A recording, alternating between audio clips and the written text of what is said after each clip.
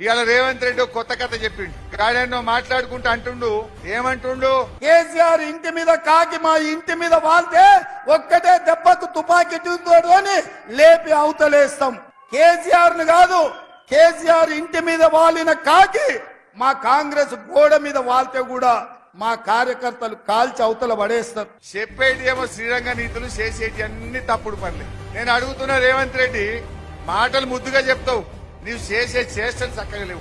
ఆ ఇంటి మీద వాళ్ళనే కాకి ఇంటి మీద వాళ్ళని అన్నావు కదా, మరి నీ చేవెళ్ల ఎంపీ అభ్యర్థి రంజిత్ రెడ్డి ఎవరు?